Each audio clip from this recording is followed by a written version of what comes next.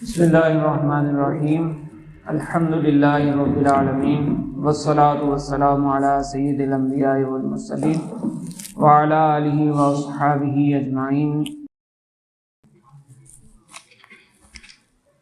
اس عبارت میں سب سے پہلے جو لفظ لکھا ہے وہ کیا ہے؟ ارجو۔ یہ فعل ہے، کون سا فعل؟ ماضی یا فعل مضارع؟ فعل مضارع اس سے پہلے کوئی عامل موجود نہیں ہے، لہذا یہ حالت رفع میں ہوگا۔ اس کا رفع کس طرح آتا ہے؟ حالت رفع اس کی واو کے سکون کے ساتھ، کے اصل میں یہ تھا ارجو، پھر صرف کا قاعدہ لگا دو، یہ واو ساکن ہوگی جو کنارے میں موجود ہے۔ ارجو واو متحرک ماقبل مضمون، اس کو واو کو ساکن کر دیا۔ ارجو 12 صیغوں میں سے ہے یا 2 میں؟ 12 میں سے، لہذا اس کے اندر فاعل موجود ہوگا، تو یہ مسند بھی ہے اور مسند الیہ، اس کے اندر ضمیر موجود ہو۔ ٹھیک ہے، اس کے بعد یہ لفظ کون سا ہے؟ جی، ان ناصبہ ہے، اور دوسرا احتمال اس میں انا یا انا بھی ہو سکتا ہے، لیکن تیسرا احتمال ان شرطیہ بھی ہو سکتا ہے۔ تو یہ کیسے پتہ چلے گا؟ ایک تو بات یہ کہ جو حروف مشبہ بالفعل ہوتے ہیں وہ اسم پر داخل ہوتے ہیں یا جملہ اسمیہ پر داخل ہوتے ہیں۔ یہاں بعد میں اسم نہیں ہے بلکہ فعل ہے، اگرچہ فعل ناقص ہے لیکن فعل ہے۔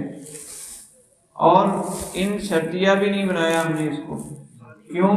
جواب شرط ان جو ہوتا ہے وہ جزم دیتا ہے، فعل کو جزم دیتا ہے، تو اس کی ظاہری شکل ہی بتا رہی ہے کہ یہاں پر جزم نہیں آیا، کیونکہ جزم ہوتا تو تکون ہو جاتا۔ ٹھیک ہے، تو اس سے پتہ چلا کہ یہ ان ناصبہ ہے، اس لیے یہ اس کے بعد جو فعل ہے اس کو منصوب پڑھیں گے، ان تکون۔ ٹھیک ہے، اب تکون فعل کون سا ہے؟ 2 میں سے یا 12 میں سے؟ 2 میں سے، واحد مؤنث غائب۔ اس کے بعد اس کے 2 احتمال ہو گئے کہ اس کا فاعل یعنی فعل ناقص کا تو اسم ہوتا ہے نا، وہ فاعل کے مرتبے میں ہی ہوتا ہے، تو وہ جو اسم بنے گا تکون فعل ناقص کا جو اسم بنے گا وہ اس میں ظاہر ہوگا یا اس میں ضمیر؟ اگر ضمیر نکالیں تو وہ یا ضمیر نکلے گی، اور اس کے بعد اگر دیکھیں تو وہ ایک اسم موجود ہے۔ اب کس کو فاعل بنائیں، اسم اس کا بنائیں، تو ان فعل ناقص کا اسم کس کو بنائیں؟ اگر ضمیر کو بنائیں تو ضمیر کا مرجع تو پیچھے کوئی موجود نہیں ہے، اور اس کے بعد اسم بھی موجود ہے ایسا جو فاعل بننے کی صلاحیت رکھتا ہے کہ تکون فعل مؤنث ہے، اور حاضی اس میں اشارہ یہ بھی مؤنث ہے، حاضی اس میں اشارہ اور اس کے بعد یہ اسم۔ اب اس احتمال کو چھوڑ کر آگے ہم نے دیکھا تو ایک اس میں اشارہ ہے اور ایک یہ اسم ہے، تو ان دونوں کو آپس میں کیا بنائیں؟ حاضی تو مبنی ہے، کیونکہ اس کو تو ایک ہی حالت میں پڑھا جاتا ہے، حاضی۔ ٹھیک ہے، اس کا تو مبنی والا اعراب مبنی کی صورت میں یعنی تبدیل نہیں ہوتا، مبنی ہونے کی وجہ سے اس کا اعراب تبدیل نہیں ہوتا، تو یہ حاضی ہو گیا۔ اس کے بعد یہ جو اسم ہے کیا تکون فعل ناقص کی خبر بنے گا یا کیا بنے گا؟ اسم بنے گا۔ تو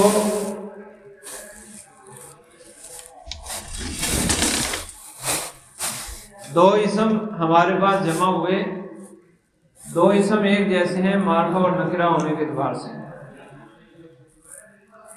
حاضی اس میں اشارہ اسماء اشارات بھی معرفہ میں سے ہیں، اور امثلہ یہ لفظ اس پر الف لام داخل ہے، یہ بھی معرفہ ہے، اور جب 2 معرفہ ایک ساتھ جمع ہو جائیں تو اس کا کیا قاعدہ بتایا تھا میں نے؟ دو معرفہ ایک ساتھ جمع ہو جائیں اور اس کے ساتھ کچھ اور بھی عبارت موجود ہو تو اس دونوں معرفہ کو موصوف صفت بنا سکتے ہیں. تو یہ اس میں اشارہ موصوف ہوگا اور الامثلہ اس کی مشار الیہ صفت. اس کی ترکیب میں یوں کرتے ہیں کہ حاضی اس میں اشارہ موصوف اور الامثلہ مشار الیہ صفت. صفت ہونے کی وجہ سے اس کا اعراب کون سا ہوگا؟ یہی والا. کون سا اعراب ہے اس کا؟ کیونکہ تکون کا اسم ہے، حاضی تکون کا اسم ہے، تو اس کا کون سا اعراب ہوگا؟ رفع والا، کیونکہ حاضی تکون کا اسم بن رہا ہے اور کانا کا اسم مرفوع ہوتا ہے، لہذا ان تکون حاضی الامثلۃ. ٹھیک ہے. اس کے بعد قد حرف تحقیق ہے جو عوامل حروف عاملہ میں سے نہیں ہے بلکہ غیر عاملہ حروف میں سے ہے، اور اس کے بعد جو فعل ہے وہ ویسے بھی مبنی ہے نا، اگر عامل بھی آ جائے تب بھی اس پر کوئی فرق نہیں پڑتا. تو نالت فعل ہے، فعل ماضی. کون سا صیغہ؟ واحد مؤنث. واحد مؤنث کا صیغہ ہے. تو اس میں پھر دو احتمال کہ نالت فعل کا فاعل ضمیر بنے گا یا اس میں زائد.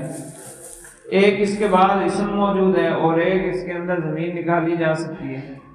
تو ظاہری طور پر اگر دیکھیں نالت فعل ہے، مؤنث ہے، اور اس کے بعد جو اسم ہے وہ کیا ہے؟ اعجاب. یوں کر لیں ایجاب اور کاف ضمیر ہے. ٹھیک ہے. ایجاب کیا ہے؟ اور مصدر کے لیے مؤنث کا صیغہ آ سکتا ہے. جی کیوں بھائی؟ ابھی تو قاعدہ بتایا تھا. آپ ٹھیک کہہ رہے ہیں، ادھر سے آواز جی آئی. مصدر کے لیے مؤنث کا صیغہ آ سکتا ہے، اس مصدر کے لیے نہیں آ سکتا. اس مصدر میں مؤنث کا صیغہ آئے گا جس کے آخر میں تا موجود ہو. اعجاب کے آخر میں تا موجود نہیں ہے، لہذا اس کے لیے مؤنث کا صیغہ نہیں آ سکتا. پتہ چلا کہ اس کا فاعل یہ تو نہیں بن سکتا. پھر ضمیر بن سکتی ہے، یا ضمیر اگر نکالیں تو ضمیر کے لیے مرجع کا ہونا ضروری ہوتا ہے. تو پیچھے کوئی مرجع موجود ہے، لہذا یہ ضمیر کو اس کا فاعل بنا سکتے ہیں. اور دوسری بات کہ ان تکونا فعل ناقص تھا، ان دونوں کو ملا کر ہم نے اس کا اسم بنا دیا، یعنی مبتدا بنا دیا. اب ہمیں کیا چاہیے؟ خبر. اور خبر اگر جملہ ہو تو خبر کے اندر ایک ضمیر کا ہونا ضروری ہے جو مبتدا کی طرف لوٹے. اگر یہاں پر ہیا ضمیر نہیں نکالیں گے تو پھر کون سی ضمیر نکال سکتے ہیں جو مبتدا کی طرف لوٹے؟ ایسی تو کوئی اور صورت ہے ہی نہیں، کوئی اور جگہ ہے ہی نہیں جہاں سے ضمیر نکال سکیں. لہذا اسی ضمیر ایک یہی جگہ ہے جہاں سے ضمیر نکال سکتے ہیں، لہذا ضمیر کو ہی فاعل بنائیں گے. اور تو کیا بن گیا؟ قد نالت. یہ ضمیر نالت ہو گیا مسند اور ہیا ضمیر اس کا مسند الیہ. اب ایجاب اور اس کے بعد کاف ضمیر ہے. ایجاب نکرہ ہے اور کاف ضمیر معرفہ ہے. زمانے ساری کی ساری معرفہ ہوتی ہیں.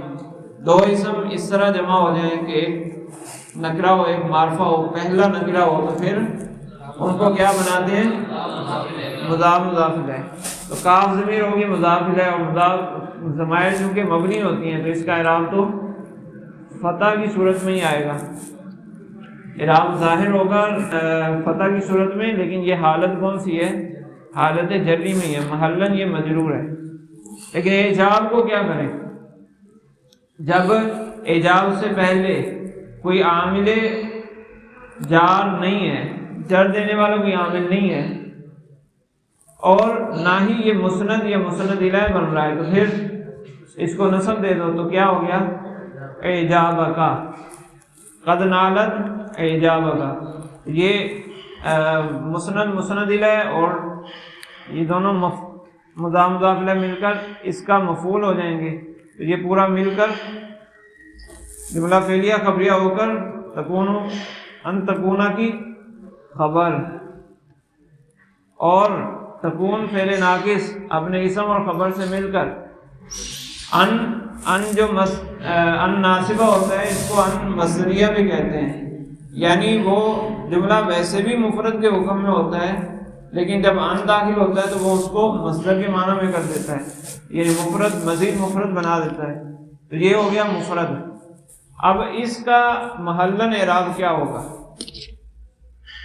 اس پورے حصے کا محلی اعراب کیا ہوگا کہ اس سے پہلے نہ تو حرف جار کوئی موجود ہے، جر دینے والا عامل کوئی موجود نہیں ہے، اور نہ ہی اس کو مسند یا مسند الیہ بنا سکتے ہیں کیونکہ مسند اور مسند الیہ پہلے ہی ہمارے پاس موجود ہیں، تو پھر اس کا محلی اعراب کیا ہوگا، نصب والا، تو یہ بن جائے گا اس کا مفعول، ان تکون ھذہ الامثلہ ارجو کا مفعول۔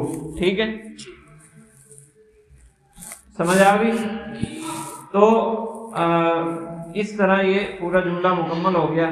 اچھا، یہ جو میں نے مختصر ترکیب کی، ترکیب کا ویسے مطلب کیا ہوتا ہے، آپ ترکیب پڑھتے رہتے ہیں، ترکیب کا مطلب کیا ہوتا ہے، مختلف الفاظ کو جوڑنا۔ جملہ ہمارے پاس مجموعی صورت میں ہی لکھا ہوتا ہے، الفاظ ایک ساتھ ہی لکھے ہوتے ہیں، تو سب سے پہلے ہم اس کی تحلیل کرتے ہیں، یعنی اس کے ہر لفظ کو الگ الگ کرتے ہیں، پھر اس کے بعد ترکیب کرتے ہیں، یعنی تمام الفاظ کو جوڑ دیتے ہیں۔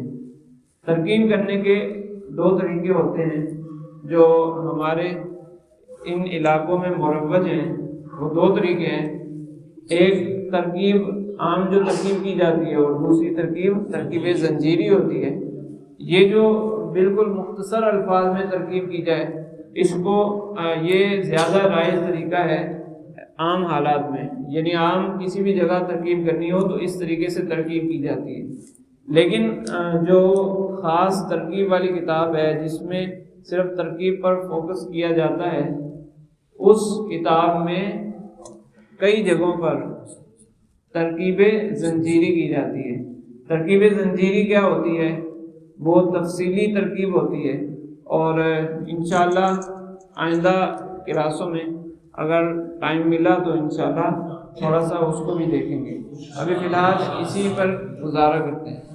ارجو ان تکون ھذہ الامثلہ قد نالت اعجابک، میں امید کرتا ہوں کہ یہ مثالیں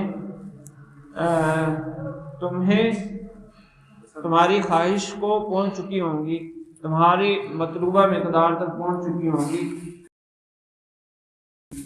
اچھا، کل جو ہم پڑھ رہے تھے، ہم نے پڑھا کہ منصوبات ٹوٹل کتنے ہیں، 5 منصوبات 5 ہیں، مفعول، حال، تمییز، مستثنی اور منصوب عارضی۔ ٹھیک ہے، اس میں سے منصوب عارضی کو ہم نے شروع میں ہی دیکھ لیا تھا کہ وہ کوئی الگ چیز نہیں ہے بلکہ وہ مسند یا مسند الیہ ہوتے ہیں، ان پر عارضی طور پر نصب آ جاتا ہے۔ پھر اس کے بعد باقی 4 بچے تھے، مفعول، حال، تمییز اور مستثنی۔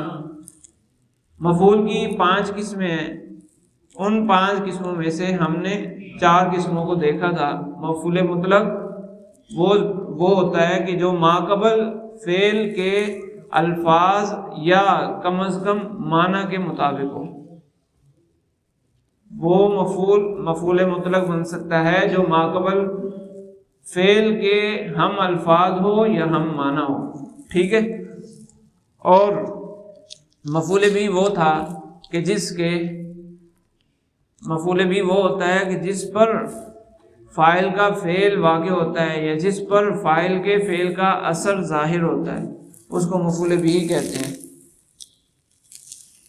مفعول فی زمانے یا جگہ کے لیے آتا ہے، اور اس کی آسان پہچان میں نے آپ کو بتائی تھی کہ اگر کسی اسم کے بارے میں آپ کو معلوم نہیں ہو رہا کہ اس کو مفعول فی بنائیں یا کیا بنائیں، تو اس اسم سے پہلے فی لگا کر دیکھ لیں، اگر فی لگانا درست ہو تو وہ مفعول فی بنے گا، ورنہ نہیں، الا یہ کہ جو اسماء ظروف ہیں وہ بغیر فی لگائے وہ بھی مفعول فی بنتے ہیں۔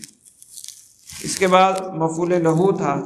مفعول لہو لام چونکہ علت کے بیان کرنے کے لیے آتا ہے. مفعول لہو وہی ہوتا ہے جس میں فعل کی علت بیان کی جائے، اور اس کی پہچان کا طریقہ بھی یہی ہے کہ جس اسم کو مفعول لہو بنانا چاہتے ہیں اس سے پہلے لام جارہ لگا کر دیکھ لیں.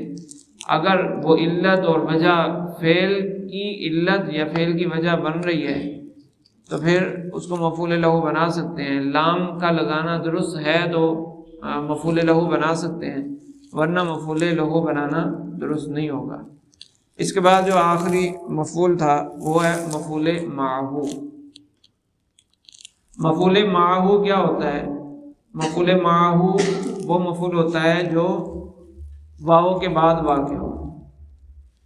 واو حروف عاطفہ میں سے ہے، جیسے جانی زید و عمر. اس میں ہم کیا ترکیب کرتے ہیں؟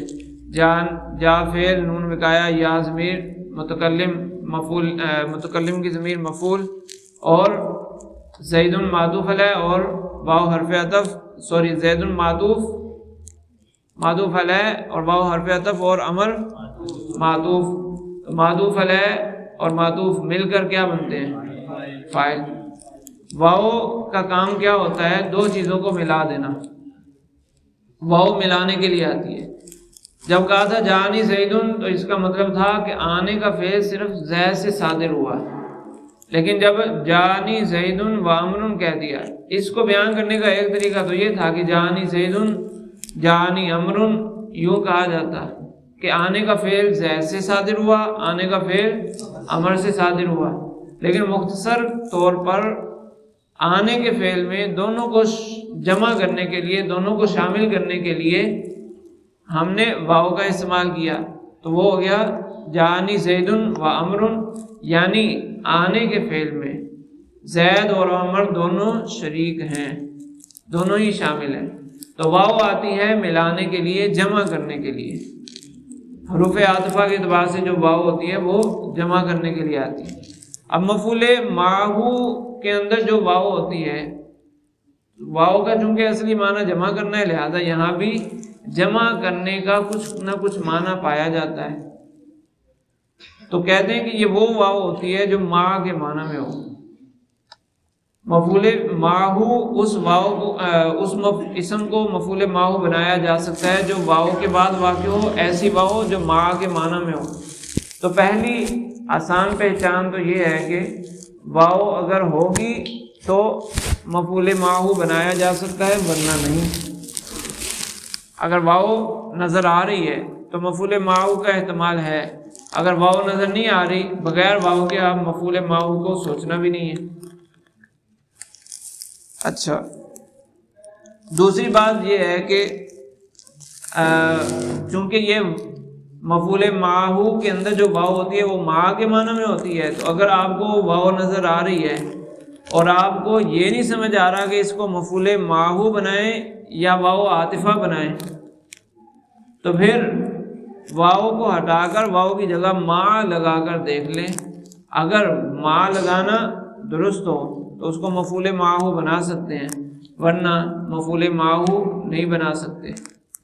اور چونکہ یہ واو عاطفہ ہوتی ہے، واو عاطفہ سے ملتی جلتی واو ہے، لہٰذا بہت ساری جگہوں پر دونوں ہی احتمال درست ہوتے ہیں، یعنی عطف ڈالنا اور مفعول معہو بنانا. جب دونوں ہی درست ہوں تو پھر آپ کی مرضی ہے، چاہے اس کو عطف کے ذریعے فاعل والا اعراب دے دو، چاہے مفعول معہو کی بنیاد پر اس کو نصب دے دو. ٹھیک ہے.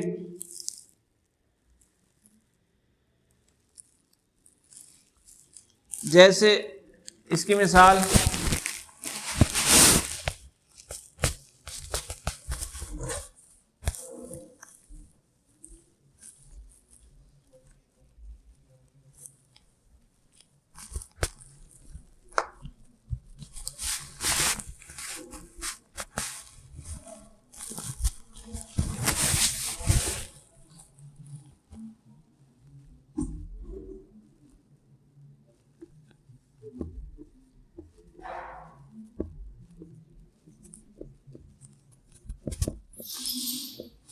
مشہور مثال جو دی جاتی ہے وہ یہ ہے، جعل برد والجبال، جعل برد والجبال، سردی آئی جبوں کے ساتھ۔ اب یہ جو واو موجود ہے، اگر اس واو کو ہٹا کر ماں رکھ دیں تو مال جبات، جبوں کے ساتھ، وہی معنی ہوا، معنی درست ہے، لہذا جبات کو مفعول معہو بنایا جا سکتا ہے، ٹھیک ہے، مفعول معہو بنائیں گے، نصب آنا تھا چونکہ یہ جمع مؤنث سالم ہے تو اس کا نصب بھی کسرہ کی صورت میں ظاہر ہوتا ہے، جعل برد والجبات۔ اور اگر اس کا عطف کر دیں تو عطف کرنا درست ہوگا، کیوں؟ معنی عطف کیا ہے؟ معنی کیا ہے؟ کوئی معنی موجود ہے؟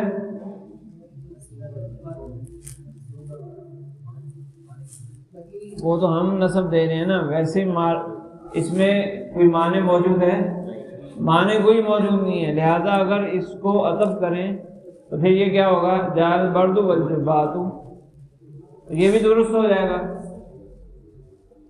یہ بھی درست ہو جائے گا کہ سردی اور جبے آئے، تو کوئی غلط ہے؟ غلط نہیں ہے، لیکن معنی کے اعتبار سے یہاں پر ترجیح ہے مفعول معہو کو، کیونکہ سردی کے ساتھ والا معنی زیادہ بہتر ہے، لیکن بہت ساری جگہوں پر دونوں بالکل برابر ہوتے ہیں۔ اگر ترکیبی اعتبار سے دیکھیں تو یہاں پر بھی عطف کرنا درست ہے، معنی کے اعتبار سے میں کہہ رہا ہوں کہ مفعول معہو بنانا زیادہ مناسب ہے، ممنوع نہیں ہے، عطف کرنا ممنوع نہیں ہے، عطف بھی کر سکتے ہیں، لیکن زیادہ مناسب یہ ہے کہ اس پر مفعول معہو اس کو بنایا جائے۔ اور بعض جگہیں ایسی ہوتی ہیں جہاں عطف کرنا جائز نہیں ہوتا، عطف کے قواعد کے بنیاد پر، وہاں پر پھر منع ہوتا ہے، جیسے جئتو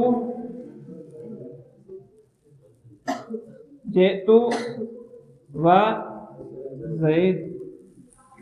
اب یہاں پر اگر عطف کریں تو اس میں ظاہر کا ضمیر متصل پر عطف نہیں ہو سکتا، اس میں ظاہر کا ضمیر متصل پر ڈائریکٹ عطف نہیں ہو سکتا۔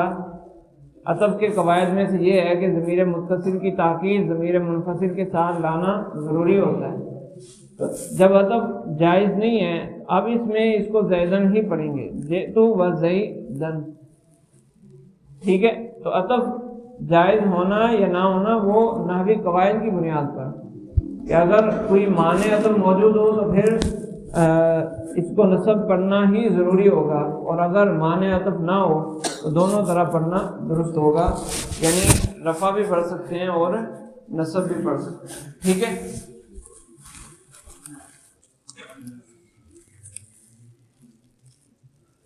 اس کے بعد منصوبات میں سے دوسرا منصوب تھا حال، دوسرا منصوب حال ہے۔ حال کے الفاظ ہی بتاتے ہیں کہ وہ حال بتانے کے لیے آتا ہے، حال بتانے کے لیے آتا ہے۔ تمہارا کیا حال ہے؟ وہ والا حال نہیں، کیفیت بتانے کے لیے۔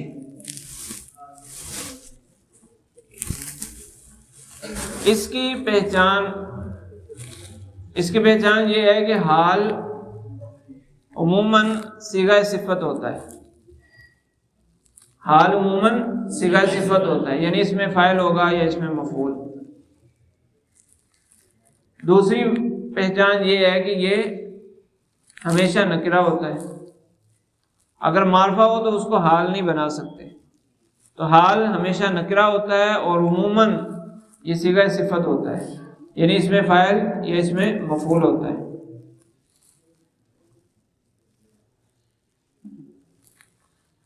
کبھی کبھی چونکہ حال کا نکرہ ہونا ضروری ہے اور جملہ بھی چونکہ نکرہ کے حکم میں ہوتا ہے، جملہ نکرہ اور مفرد کے حکم میں ہوتا ہے، لہٰذا کبھی کبھی جملہ بھی حال بن جاتا ہے، لیکن اس کے ساتھ پھر واو حالیہ لگی ہوتی ہے یا قد قد حرف جو ہے حرف تحقیق وہ لگا ہوتا ہے.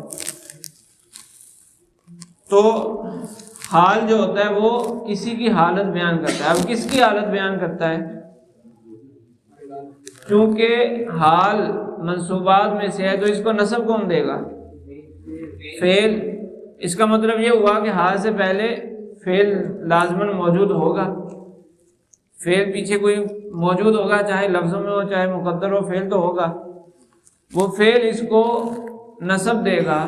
تو اب جو فعل ہے اس کو کرنے والا بھی ہوگا یا وہ فعل کسی پر واقع ہوا ہوگا، یا تو صرف کرنے والا ہوگا یا وہ بھی ساتھ موجود ہوگا جس پر فعل واقع ہوا، یعنی فاعل اور مفعول، یا صرف فاعل ہوگا یا فاعل اور مفعول دونوں موجود ہوتے ہیں. تو کبھی حال صرف فاعل کی حالت بیان کرتا ہے، کبھی حال صرف مفعول کی حالت بیان کرتا ہے، اور کبھی دونوں کی حالت بیان کرتا ہے. تو حال جو ہوتا ہے وہ حالت بیان کرنے کے لیے آتا ہے فاعل یا مفعول کی، اور اس کی پہچان لفظوں کے اعتبار سے پہچان یہ ہے کہ وہ نکرہ ہوگا اور عموماً صیغہ صفت ہوگا، یا پھر جملہ ہوگا اور جملے سے پہلے واو حالیہ یا قد موجود ہوگا. لیکن معنی کے اعتبار سے پہچان بعض اوقات پہچان تھوڑی مشکل ہو جاتی ہے، کیونکہ آگے جو تمییز ہے، تمییز بھی نکرہ ہوتی ہے اور حال بھی نکرہ ہے. ان دونوں میں پہچان بعض اوقات مشکل ہو جاتی ہے، تمییز نہیں ہو پاتی کہ یہ دونوں میں سے کیا ہے. تو اس کے لیے پھر معنی کو دیکھ لیں. جب دو احتمال لفظی اعتبار سے دو احتمال آ جائیں تو پھر ایک احتمال کو ترجیح دینے کے لیے ہم معنی کی طرف جاتے ہیں. تو اس کا معنی کر کے دیکھ لیں، اگر وہ معنی درست ہو رہا ہے تو حال بنے گا، ورنہ نہیں. اب حال کا معنی عموماً کس طرح ہوتا ہے؟ ایک تو یہ کہ اس حال میں جیسے جانی زید راکبن، آیا زید، آنے کا فعل صادر ہوا کس سے؟ زید سے، اس حال میں کہ وہ سوار تھا. یا حالت میں جو جس کو حال بنانا چاہتے ہیں اس کو پہلے لگا دیں اور آگے لگائیں حالت میں. جیسے جانی زید راکبن، اس میں ہم ترجمہ یوں کریں گے زید آیا، راکبن سے سوار ہونا نکالیں، سوار ہونے کی حالت میں. یہ درست ہو گیا، زید آیا سوار ہونے کی حالت میں. ایک اور صورت اس کا ترجمہ یوں بھی ہو سکتا ہے ہو کر. وہ جو اسم ہے اس کا معنی نکال کر آگے ہو کر لگا دو، اگر ہو کر درست ہو تو حال بنانا درست ہوگا. جیسے جانی زید راکبن، آیا زید سوار ہو کر، زید آیا سوار ہو کر. اب اس کو حال بنانا درست ہو جائے گا. یا صرف کبھی کبھی ایسا ہوتا ہے کہ جو اسم ہے جس کو حال بنانا چاہتے ہیں اس کا معنی نکال کر آگے صرف کر لگا دیں یا ہوئے لگا دیں تو بھی معنی وہ حال کا معنی دیتا ہے. جیسے جانی زید ماشین، آیا زید چل کر یا آیا زید چلتے ہوئے، یہ حال ہو گیا. یہ حال کے آسان ترجمے اس طرح ہوتے ہیں. تو اگر یہ ترجمہ درست ہو رہا ہے تو اس کا مطلب وہ حال بنے گا.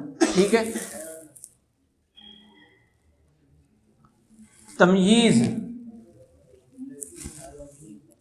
جملہ اس میں حال واقع ہوتا ہے. نہیں آپ کیا دوبارہ سوال؟ نہیں آپ کا سوال کیا ہے؟ جملہ میں نے کہا کہ فعل کا ہونا ضروری ہے، چاہے وہ لفظوں میں موجود ہو چاہے مقدر موجود ہو.